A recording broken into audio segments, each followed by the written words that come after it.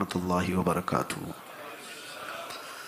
अल्हम्दुलिल्लाहि वकफ़ा वसलामुन अला हबीबिहिल मुस्तफ़ा अम्मा बाद। फ़अऊज़ु बिल्लाहि मिनश शैतानिर रजीम। बिस्मिल्लाहिर रहमानिर रहीम। अन्नबिय्यु औला बिल मुअमिनीना मिन अनफुसिहिम। सदक़ल्लाहु मौलाना अज़ीम। एक बार बारगाह रिसालत मुआब सल्लल्लाहु तआला अलैहि वसल्लम में मोहब्बतों का दुरूद पाक का हदिया पेश कर लें। अल्लाहुम्मा सल्ली सय्यिदना मुहम्मदिन व अला आलि सय्यिदिना मुहम्मदिन व बारिक व सल्लिम। इकबाल कहता है, दो आलम से करती है बेगाना दिल को, अजब चीज है लज्जत आशनाई। दो आलम से करती है बेगाना दिल को, अजब चीज है लज्जत आशनाई। मैं इधर उधर की बातें करते हुए वक्त जाया नहीं करना चाहता, सीधे पिच पर आ जाते हैं। कल जैसे हजरत ने तारुफ करवाया था कि सेमीफाइनल है, तो अब हमें ज्यादा देर ग्राउंड के बाहर खड़े होकर के लोगों का माहौल बनाने की जरूरत नहीं, डायरेक्ट हम मैदान में आते हैं।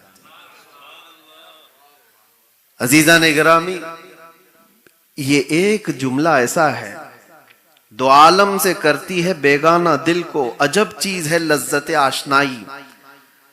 उर्दू समझ में आती होगी, और थोड़ा बहुत अगर इसमें आपको सख्ती महसूस हो रही हो तो उसको आसान कर देते हैं। जिसको बरेली की जुबान में सुनना चाहते हो तो यूं है कि जिसको हो दर्द का मजा नाज़े दवा उठाए क्यों। बात वही है,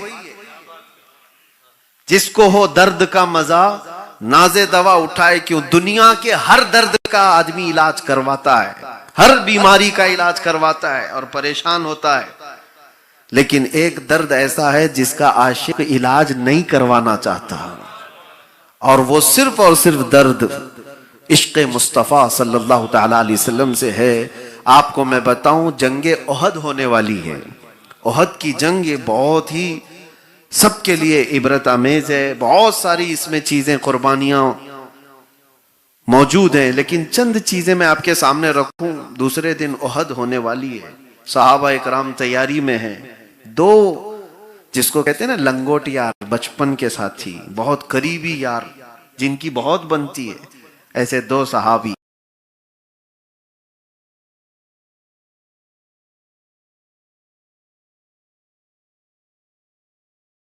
करके बैठते हैं और दोनों आपस में बहुत गहरे दोस्त थे और कहते हैं कि चलो हम दोनों दुआ करते हैं, कल क्या होने वाला है पता नहीं। पहले साद बिन अबी वक्कास कहते हैं मैं दुआ करूंगा तू आमीन कह, और अब्दुल्ला बिन जहश कहते हैं मैं दुआ करूंगा तू आमीन कह। दोनों लोग दुआ के लिए बैठते हैं। साद इब्न अबी वक्कास पहले हाथ उठाते हैं और कहते हैं ऐ रब्बे जुल जलाल, कल तेरे हबीब पाक सल्लल्लाहु अलैहि वसल्लम के साथ जब मैदान में उतरूं, डरता है ये मैदान में आने वाली बात है, कोई क्रिकेट और फुटबॉल नहीं है। जान हथेली पर लेकर के आ रहा है, और तमन्ना तो देखो कैसी है, सबसे बड़ा कोई पहलवान मेरे मुकाबिल में आ जाए। और कहते हैं अल्लाह मेरी ये दुआ कबूल कर, कभी मैं उसे दाएं से मारूं, कभी बाएं से मारूं, कभी आगे से मारूं, कभी पीछे से मारूं, और उसके बाद उसको गिरा दूं और उसके सीने पर चढ़ करके रब अल्लाह तबारक व तआला की बड़ाई का ऐलान करूं, दीन इस्लाम का ऐलान करूं। ये दुआ, और अब्दुल्ला बिन जहश आमीन कह रहे थे। आमीन, दुआ इनकी हो गई। अब्दुल्ला कहते हैं अब मैं दुआ करता हूं तू आमीन कह। कहते हैं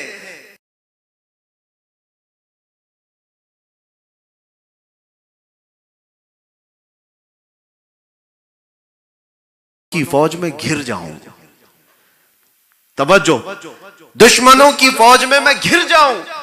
कोई मुझे दाएं से मारे, कोई सामने से मारे, कोई पीछे से मारे, यहां तक कि मेरे जिस्म को छलनी छलनी कर दे और मेरे जिस्म के हर टुकड़े से तेरे नबी की मोहब्बत की आवाज आए। एक दुआ ये है और एक दुआ ये है। और दोनों ने दुआ की और उठ गए।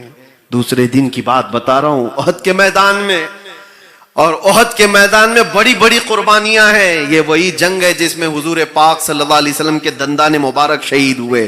یہ وہی جنگ ہے جس میں امیر حمزہ کا چبایا کلیجہ دیکھا گیا ہے. یہ وہی جنگ ہے جس میں انس بن نذیر کی سوائے انگلی کے کوئی جسم ہی نہیں ملا تھا.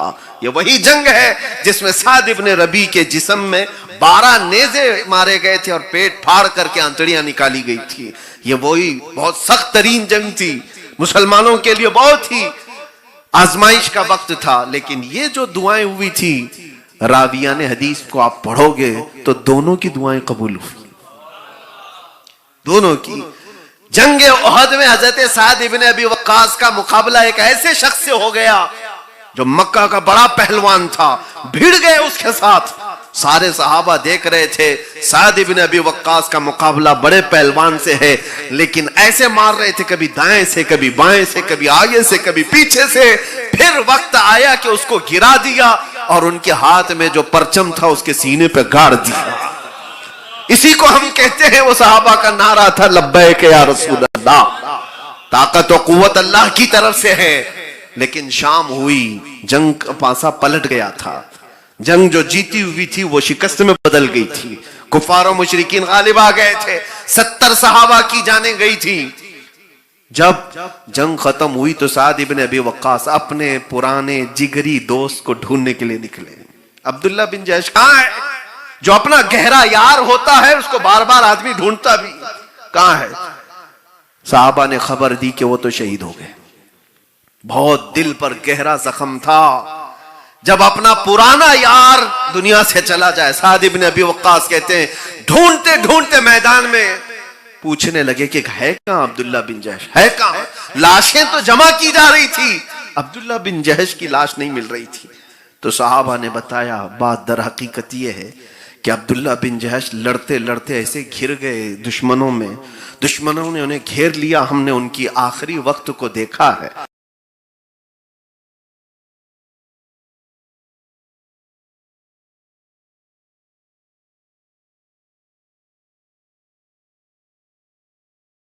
اور ان کے جسموں کے ٹکڑے کر کے ہار بنا کر کے پہنا ہے. ان کے جسم کے 80 ٹکڑے کے قریب کر دیے گئے تھے.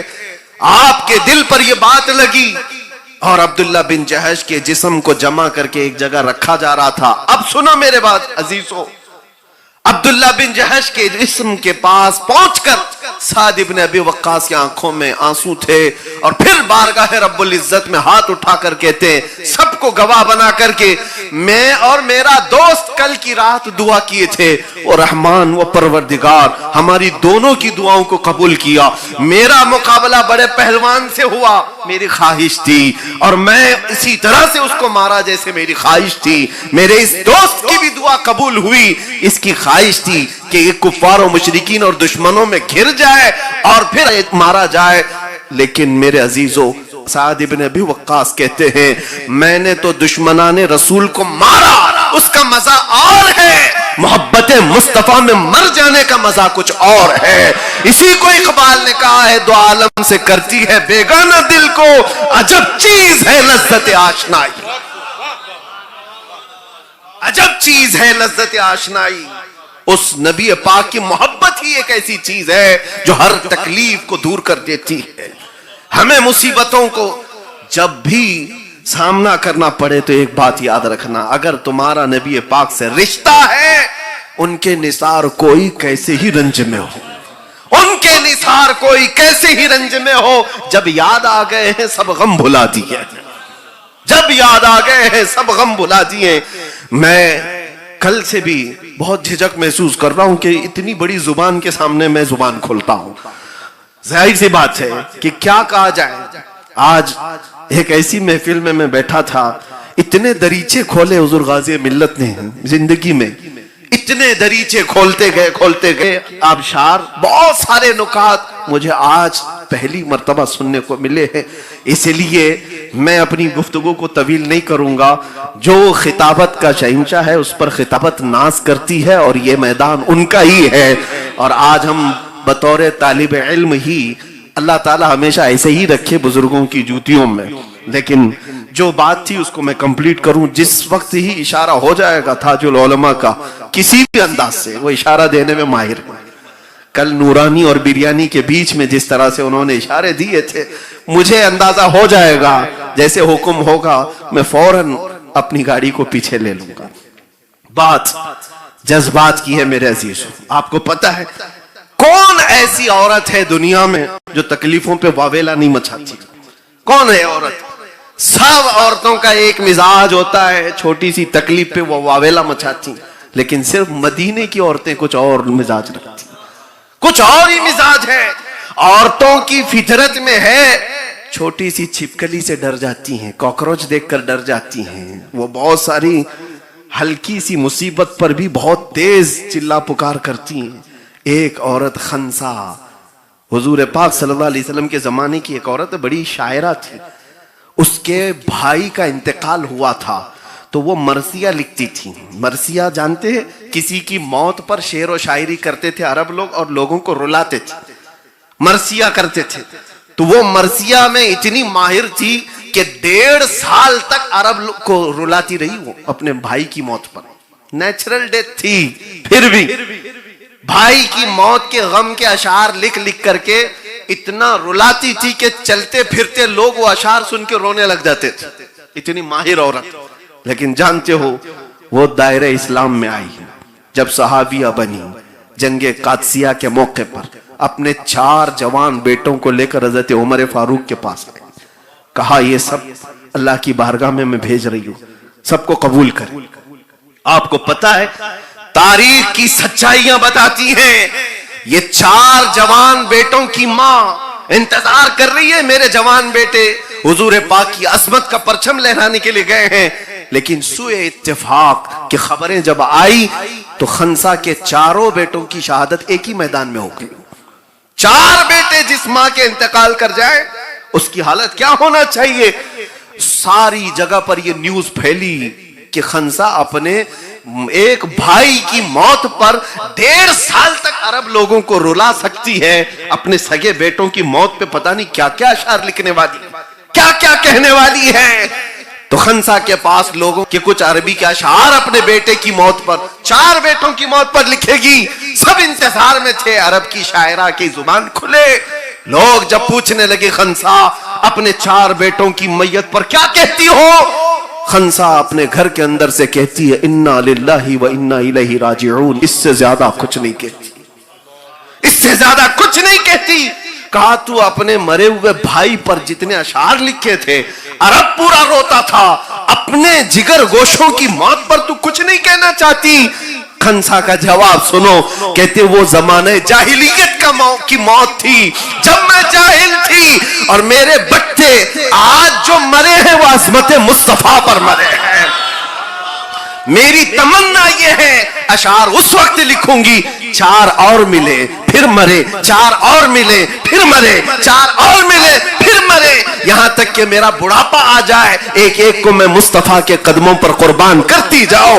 اسی کو اقبال کہتا ہے 2 عالم سے کرتی ہے بیگانہ دل کو، عجب چیز ہے لذت آشنائی، عجب چیز ہے لذت آشنائی. درد کہاں تھا ان کا، تکلیف کہاں تھی. سعد ابن ربی جن کا ذکر ابھی میں نے کیا، احد کے میدان میں پیٹ کو پھاڑ دیا گیا تھا، پیٹ کو پھاڑ دیا گیا تھا، اور جس کا پیٹ پھٹ گیا ہو 12 نیزے لگے ہوں. حضور پاک صلی اللہ علیہ وسلم احد کے میدان میں جب صحابہ لاشیں جمع کر رہے تھے تو نام لے کر کے پوچھا میرا سعد کہاں ہے.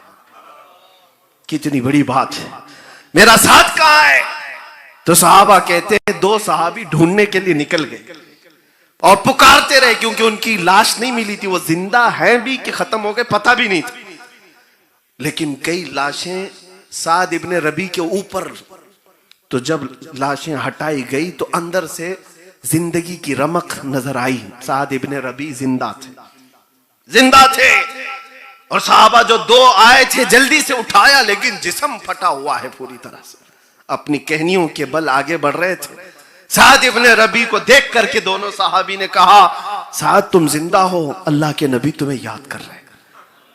اتنا کہنا تھا سعد ابن ربی کہنے لگے میری زندگی اتنی باقی نہیں رہ گئی شاید کہ حضور کے قدموں تک پہنچ جاؤں، لیکن میری زبان بند ہونے سے پہلے ایک بار حضور کی بارگاہ میں میرا یہ پیغام بھیج دینا، لے جانا یا رسول اللہ، آپ کے ہوتے ہوئے آپ کا سعد آپ کی حفاظت کا حق ادا نہیں کر سکا۔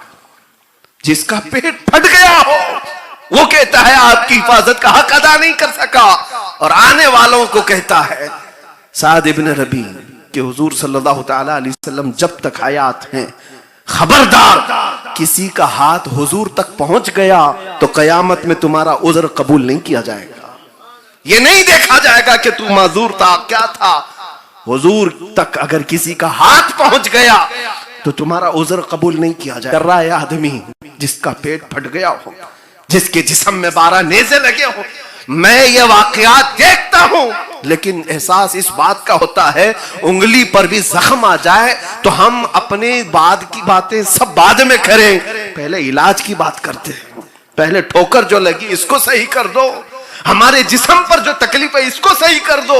وہ صحابی کیسے تھے جس کا پیٹ پھٹ گیا ہو اور وہ کہتے ہیں حضور تک کسی کا ہاتھ نہ پہنچنے پائے، حضور تک کسی کا ہاتھ نہ پہنچنے پائے۔ یہی تو بات ہے میرے عزیزو، اس ایک شعر میں سمندر کو سمویا ہے اقبال نے، عجب چیز ہے لذت آشنائی، عجب چیز ہے لذت آشنائی، آشنائی پھر اس کی دنیا ہی الگ ہوتی ہے، دنیا ہی الگ ہوتی ہے۔ یہ ہم جو محبت رسول کی باتیں کرتے ہیں یہ صرف نعروں میں ہے، اصل لذت آشنائی کچھ اور ہی ہے۔ ابو بکر بن شبلی رضی اللہ تعالیٰ عنہ، ابو بکر دادا پیروں میں آتے ہیں، کہتے ہیں میری زندگی کا سب سے ڈیفیکلٹ سوال، سب سے مشکل سوال یہ ہے اگر مجھ سے کوئی پوچھے کیا آپ کو حضور سے محبت ہے، اس کا جواب میرے لیے سب سے ڈیفیکلٹ ہے۔ کس کے لیے ہے یہ ڈیفیکلٹ؟ ابھی ہم پوچھیں گے تو 2 ہاتھ اٹھا دیں گے سب لوگ، حضور سے محبت ہے یا نہیں؟ یہ تو آسان سوال سب سمجھتے ہیں، لیکن ابو بکر شبلی کہتے ہیں میرے لیے سب سے سخت سوال ہے۔ پوچھا گیا کیوں؟ کہا اگر اس کے جواب میں نہ کہہ دیا تو ایمان ہی چلا جائے گا، نہ کہہ دیا تو ایمان ہی چلا جائے گا، اور اگر ہاں کہہ دیا تو میرے عمل مجھے کوستے ہیں، کہاں تیرا محبوب اور کہاں تو۔ یہ میرے لیے مشکل مرحلہ ہے۔ آج ابو بکر شبلی جب یہ احساس کرتے تو ہمارا شمار کس میں؟ اٹھتے بیٹھتے جھوٹ، چلتے پھرتے دھوکے، نمازوں کا تو نام و نشان بھی ختم ہوتا چلا جا رہا ہے۔ اور وہ نوجوان قوم، میں ان سے آج ایک میسج دے کر کے رخصت ہونا چاہوں گا، اس صحابہ کو تمہیں بھی منہ دکھانا ہے قیامت کے دن۔ اے نوجوانوں جو نشہ میں ایڈکٹ ہو کر کے اپنی لائف کو برباد کر رہے ہیں، تمہیں پتہ ہے کہ بزرگوں نے فرمایا، حضور یہ فرماتے تھے رسول کریم صلی اللہ علیہ وسلم، تمہارے تلووں میں کانٹا بھی چبھے تو اس کا درد مجھے ہوتا ہے۔ تو جو اپنی لائف کو اپنے ہاتھوں برباد کرتا ہو وہ اپنے نبی پاک کو کتنی ٹھیس پہنچاتا ہے، کتنی تکلیف پہنچاتا ہے۔ یہ مت کہنا کہ یہ میری لائف ہے انجوائے کرنے دو مجھے،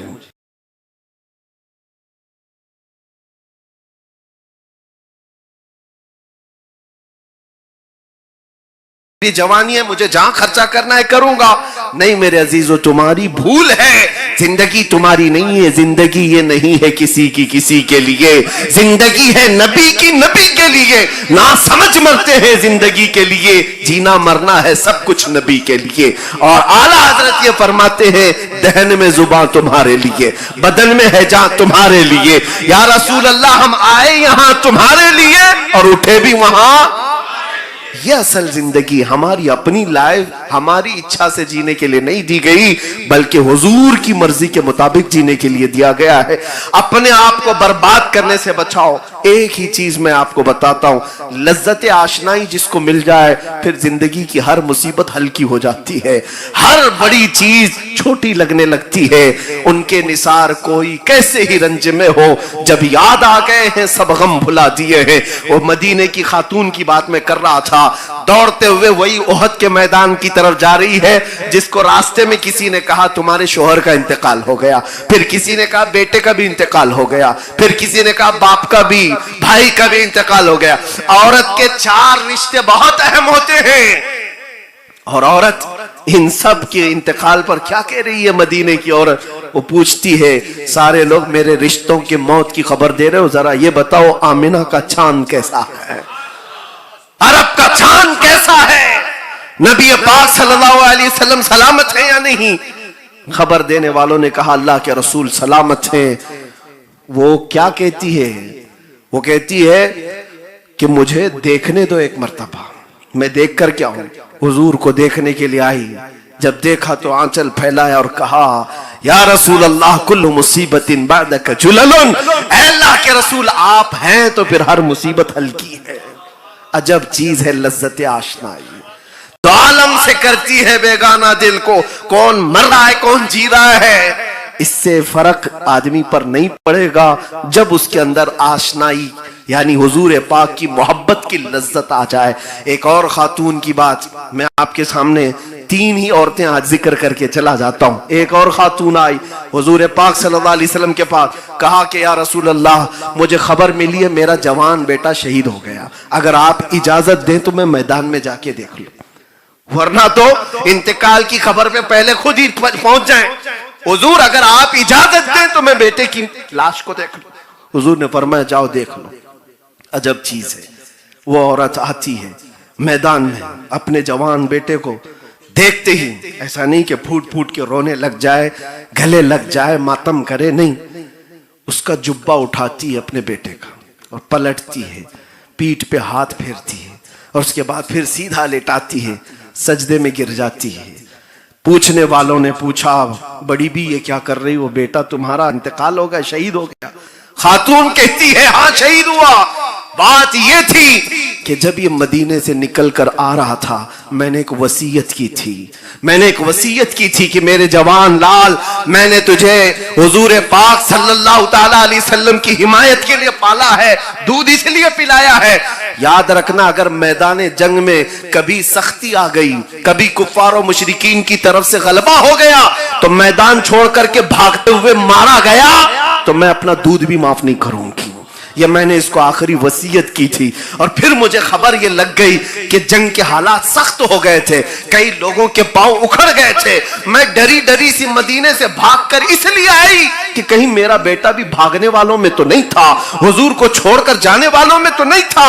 میں آ کر اپنے بیٹے کا جبہ اٹھا کر پیٹ کو اس لیے ملتی ہوئی دیکھ رہی تھی کہ بھاگتے ہوئے پیچھے سے اس کو کسی نے تیر مار کر کے تو نہیں مارا ہے، لیکن میں سجدے میں گر کر خدا کا شکر ادا کر رہی ہوں کہ میرے بیٹے کے پیٹ پر ایک بھی زخم نہیں ہے، سارے زخم سینے پر کھا کر کے مرا۔ یہ بیٹے کی موت پر عورت یہ دیکھے کہ کیسے مرا ہے، اللہ اکبر، یہ چیز کہاں سے آئی ان خواتین؟ ایک خاتون تو آئی تھی 1.5 سال کا بچہ لے کر حضور کی بارگاہ میں، کہا آپ جنگ میں جا رہے اس کو بھی لے لیں، میرے گھر میں اس کے علاوہ کوئی نہیں ہے۔ پوچھا حضور پاک صلی اللہ علیہ وسلم نے اس کا کیا کیا جائے؟ وہ کہتی ہے میں تو جانتی ہوں یہ چل بھی نہیں سکتا، لڑ نہیں سکتا، لیکن میرے گھر میں اس کے علاوہ کوئی نہیں، میرا شوہر شہید ہو چکا پہلے، میں اس لیے بچے کو لے آئی ہوں کہ کچھ تو پارٹیسپیٹ کروں، کچھ تو حصہ لوں۔ ہاں میرا بچہ لڑ نہیں سکتا، مجاہدین صحابہ کے ہاتھ میں دے دے، کبھی مشرکین کی طرف سے تیر چلے تو میرا بچہ ڈھال کے کام تو آ سکتا ہے، ڈھال کے کام آ سکتا ہے۔ یہ کیسی قربانیوں کی بات کرتے تھے وہ لوگ، کیسی قربانیوں کی بات۔ یہاں لاٹھی ڈنڈے سے ڈر کر کے میدان چھوڑ دینے والے محبت رسول کی بات کریں۔ میرے عزیزوں ایک بات یہ ہے یاد رکھ لو، محبت مصطفیٰ کی بات کرنے کے بعد صرف حلوے پراٹھے کھانے کی زندگی نہیں ہو سکتی، آزمائش آئے گی، آزمائش ہوگی۔ کھرے اور کھوٹے کے درمیان فرق کے لیے تمہاری محبت کتنی کھری ہے یہ جانچ پڑتال کے لیے زندگی میں کچھ نہ کچھ مصیبتیں آئیں گی۔ اور حضور کی محبت کی بات کرتے ہو تو اپنے سینوں کو بھی مضبوط رکھو، اپنے ایمان کو بھی مضبوط رکھو، اس لیے کہ اس امتحان سے گزر جانے کے بعد جو پھر زندگی آتی ہے وہ پھر وہی زندگی آتی ہے جس میں جھوم کر کے بندہ صرف یہ کہنے لگ جاتا ہے کہ دو عالم سے کرتی ہے بیگانہ دل کو، عجب چیز ہے لذت آشنائی، پھر کے گلی گلی تباہ، ٹھوکریں سب کی کھائی کیوں، دل کو جو عقل دے خدا تیری گلی سے جائے کیوں۔ جس کو لذت آشنائی ملتی ہے وہ یہ کہتا ہے تنم فرسودہ جاں پارا ز ہجراں یا رسول اللہ، دلم پشمردہ آوارا ز عیسیاں یا رسول اللہ، چسوئے من گزر آری من مسکین ناداری، فدائے نقش نالین کنم جاں یا رسول اللہ۔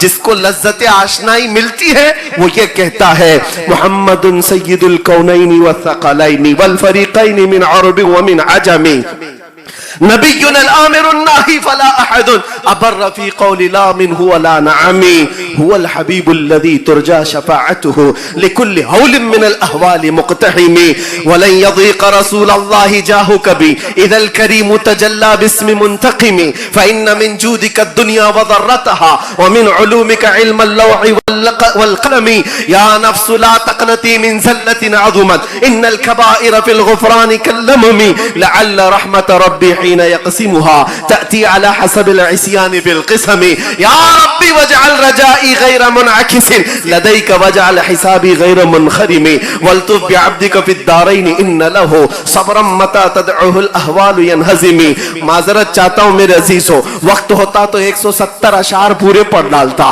اس لیے کہ لذت آشنائی میں گنگنائے ہوئے اشعار ہیں۔ بوسیری کو جب عشق کی لذت ملی تھی تب لکھا ہوا یہ قصیدہ ہے، اور یہی بات جب پیر مہر علی کے پاس لذت آشنائی آتی ہے تو یوں کہتا ہے متھے چمکے لٹھ نورانی ہے، کلی زلف تیاکھ مستانی ہے، مخمور اکھیں ہن مدبھریاں، اس صورت نو میں جان اکھاں کی جان جہاں اکھاں، سچ اکھاں رب دی شان اکھاں، اس شان تو شانہ سب وڑیا، سبحان اللہ ما اجملکا ما اکملکا ما احسنکا، کتھے مہر علی کتھے تیری سنا، گستاخ اکھیں کتھی جا اڑیا۔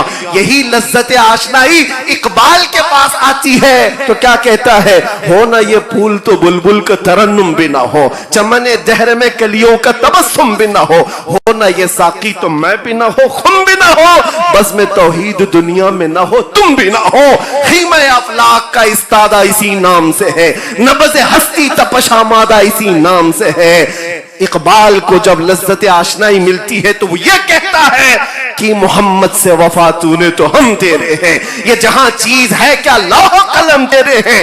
یہی لذت آشنائی بریلی میں آتی ہے تب یوں کہا جاتا ہے وہ کمال حسن حضور ہے کہ گمان نقص جہاں نہیں، یہی پھول خار سے دور ہے، یہی شمع ہے کہ دھواں نہیں، تیرے آگے یوں ہیں دبے لچے فصحا عرب کے بڑے بڑے، کوئی جانے منہ میں زبان نہیں بلکہ جسم میں جان نہیں، کروں مدح اہل دول رضا پڑے اس بلا میں میری بلا، میں گدا ہوں اپنے کریم کا میرا دین پارے نہ نہیں۔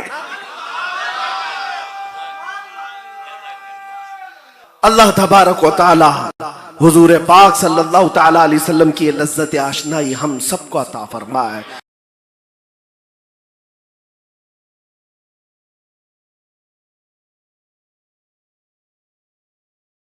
رب العالمین، السلام علیکم۔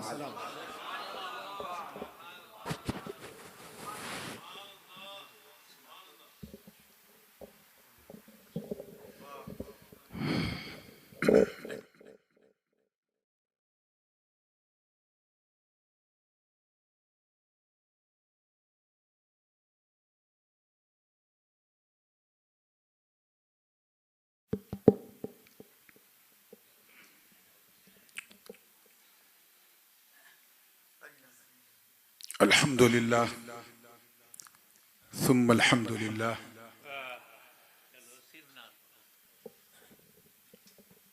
الحمدللہ وحدہ والصلاة والسلام من لا نبی بعدہ وعلى آلہ وصحبہ وبارک وسلم۔ درود پاک پڑھنے جھوم کے اللہم صلی علی سیدنا محمد وعلى آل سیدنا محمد وبارک وسلم۔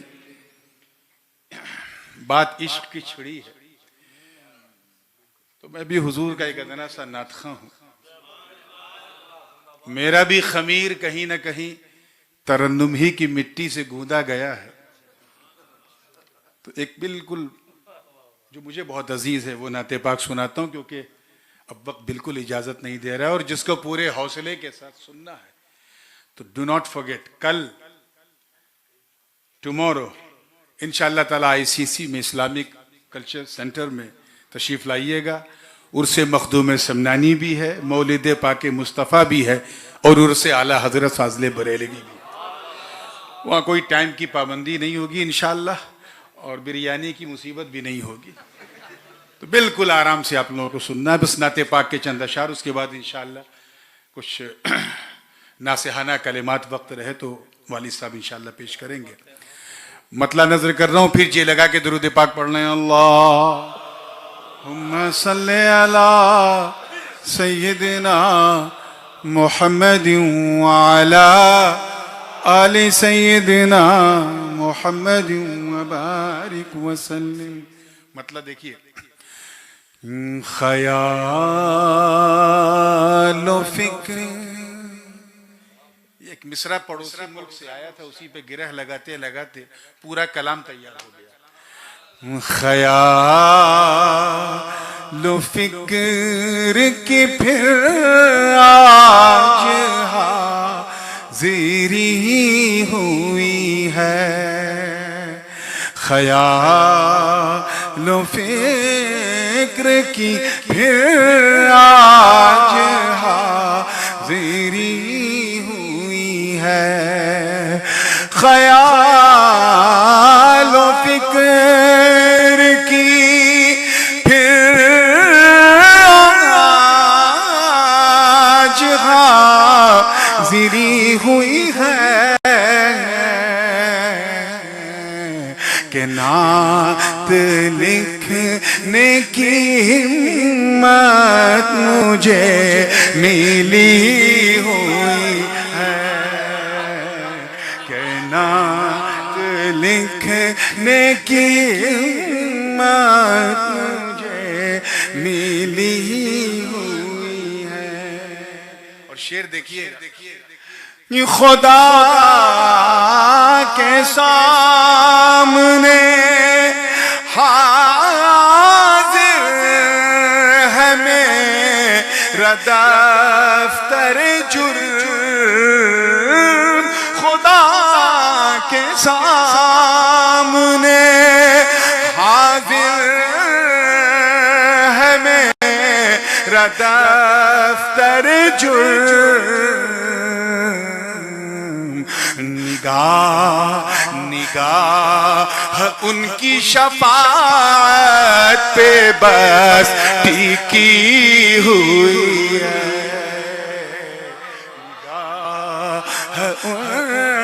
کی شفاعت پہ بس ٹکی ہوئی ہے. اور یہ برجستگی دیکھیے گا مولانا پوری توجہ کے ساتھ, کہ گناہ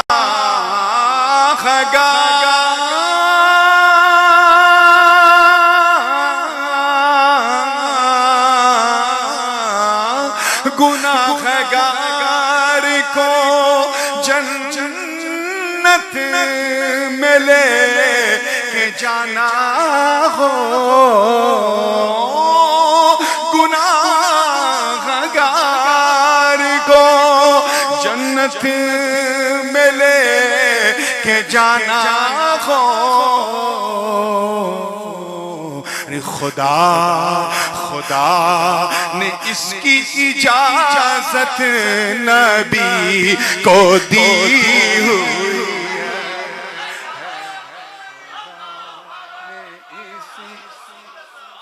خدا نے اس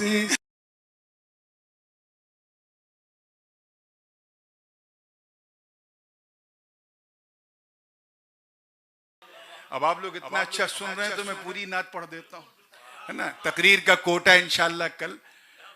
بس وہ جو عشق کی مالا آپ نے ابھی پہنی ہے اور مفتی صاحب نے پہنایا ہے, میں چاہتا ہوں وہ اس کے پھولوں کی تازگی بنی رہے, اسی رنگ میں سنے تو مزہ آئے گا.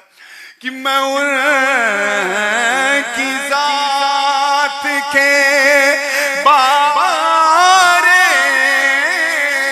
میں کیا کہوں لوگوں, میں ان کی ذات کے بارے میں کیا کہوں لوگوں.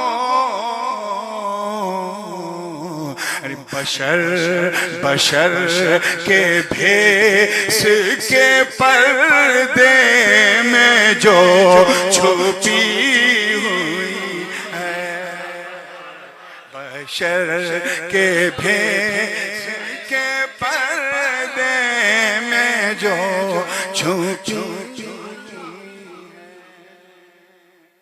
اور بھی یہ شعر دیکھیں، بالکل سہل ممتنع میں بڑی آسانی سے کہا ہے کہ خدا نے نور سے اپنے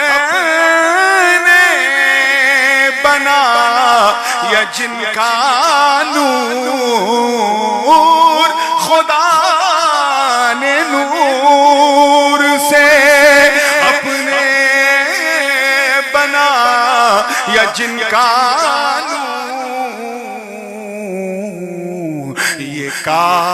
یہ کائنات اسی نور سے بنی ہے، کائنات اسی نور سے بنی ہے. اور ایسا رزق کوئی لیتا نہیں، خاص کر نعت کا شاعر، کہ جہنم کو مخاطب کر کے بڑی بے باکی سے کوئی کچھ کہے. بس کرم ہوا ہے اور نبھایا ہے. توجہ چاہوں گا کہ تو مجھے کو کیسے سنبھالے گیا تیش دوزخ.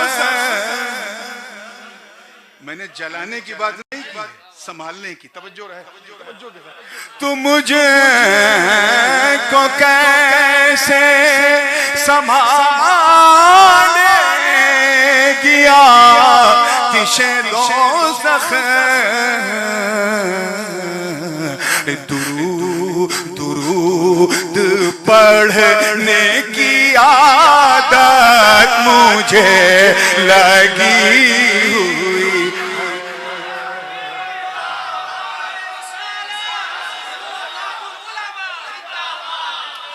تو مجھے کو کیسے سنبھالے گیا تیش دوزخ. درود پڑھنے کی عادت مجھے لگی ہوئی ہے. اب حاصل کلام حضور غازی ملت کی قدم بوسی کرتے ہوئے، دعائیں لیتے ہوئے، بلکہ یہ وہ شعر ہے جس شعر نے پورے کلام کو کہلوا دیا. توجہ چاہوں گا زندگی کے ساتھ. تیار ہیں نا آپ لوگ؟ واقعہ بڑا مشہور ہے، شعر میں اسے رویا ہے کہ بغیر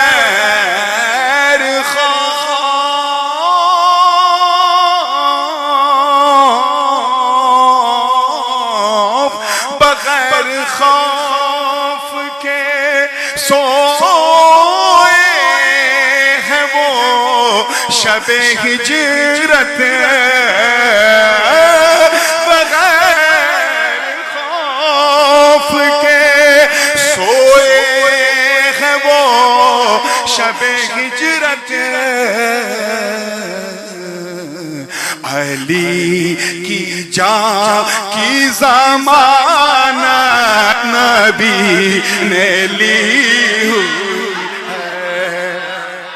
علی کی جان کی ضمانت نبی نے لی ہوئی ہے. مقطع سماعت کر لیں توجہ کے ساتھ. اب وہ جو مصرع آیا تھا پڑوس سے، اس پر جب گرہ لگائی تو اسی میں مقطع ہو گیا. اور گرہ بھی ایک نہیں دو لگی، انشاءاللہ دونوں سناؤں گا. توجہ کے ساتھ دیکھیے گا کہ میں پل سے رات سے کیوں وجد میں نہ گزروں نور. میں پل سے رات سے کیوں وجد میں نہ گزروں نور.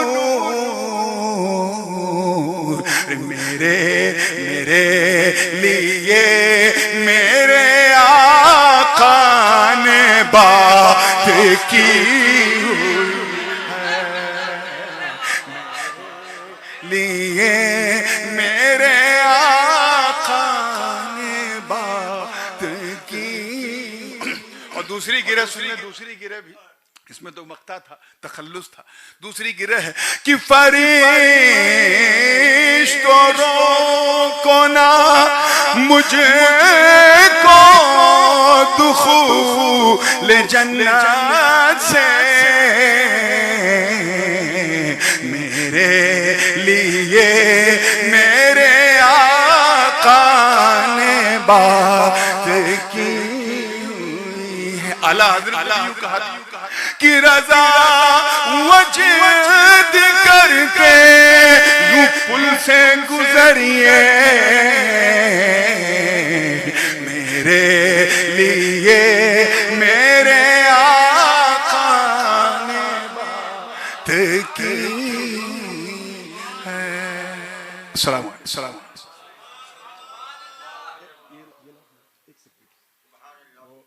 کل آپ نے یہ دیکھا، تنگی وقت کی وجہ سے ذرا جلدی جلدی سب ہو گیا. حضرت علامہ مفتی غفران صاحب قادری اشرفی کو حضور غازی ملت کی دعاؤں کے ساتھ اس فقیر نے خلافت دی.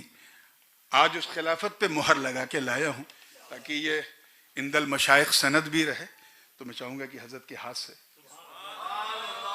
نعرہ لگا دو بھائی.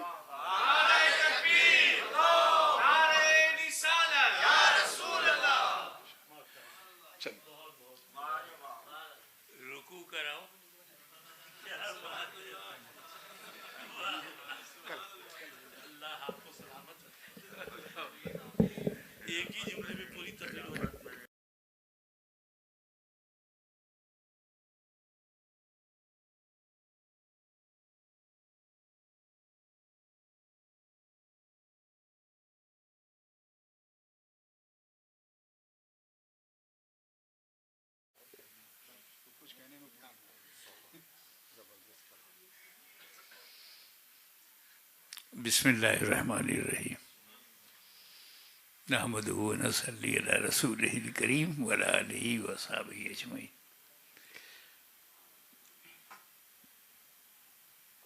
میں ٹائم کا بڑا پنکچوئل ہوں اور مجھے پتا ہے کہ 10 بجے جلسہ ختم ہو جانا چاہیے. 10 مانے بس. تو ہمارا تو جلسہ ہو گیا. اگر آپ کو سننے کا شوق ہو تو کچھ بڑھایا جائے. واہ واہ کیا بات ہے، واہ واہ سبحان اللہ. Do you want to listen? Majority? Okay.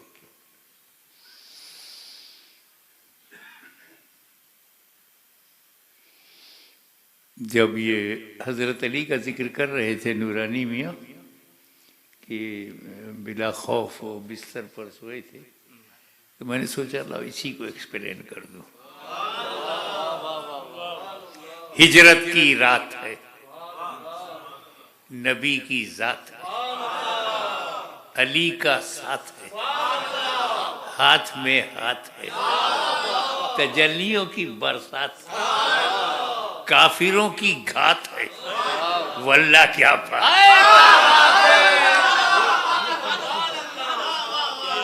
واہ واہ واہ، ارے کیا بات. واہ واہ واہ، واللہ کیا بات. نبی علی گھر میں، باہر 40 کافر، 40 disbelievers, 40 open enemy of Prophet. 40 80 آنکھیں، ہر ایک کافر کے بعد 2 آنکھ. تو 40 disbelievers, 80 eyes. ٹکر ٹکر ٹکر ٹکر دروازے پہ ہے کہ جیسے عبداللہ کے بیٹے نکلے مارو. پلاننگ دیکھو. killing of holy prophet, murder of holy prophet, they decided 40 काफी रस्सी आंखें दरवाजे पर लगी हुई हैं, अंदर कितना डेंजर सिचुएशन है। Open enemy with arm for murder, danger situation. नबी ने अली से कहा, अली कुछ अमानतें काफिरों की मेरे पास हैं। काफिर को काफिर पे भरोसा नहीं था। Valuable things they gave profit, कि प्रॉफिट विल नॉट चेंज। अमीन हैं, ईमानदार हैं, ऑनेस्ट हैं। काफिरों को जब इतना भरोसा था तो इन मौलवियों से कहो उससे ज्यादा तुम्हें भरोसा करना चाहिए। वाह वाह वाह, अरे वाह। बट अल्लाह ताला ने अचानक मुझे अभी अभी ऑर्डर दिया है हिजरत, लीव मक्का राइट नाउ, और मेरे पास काफिरों की अमानत है, वो देना जरूरी है। तो ये अली तुम मेरे बिस्तर पर सो जाओ, सुबह उठना, ये अमानत जिसकी जिसकी है उसे दे देना, फिर मदीने आना। क्या क्या कहा नबी ने? अली तुम मेरे बिस्तर पर सो जाओ, सुबह उठना, अमानत बांटना, फिर मदीने आना।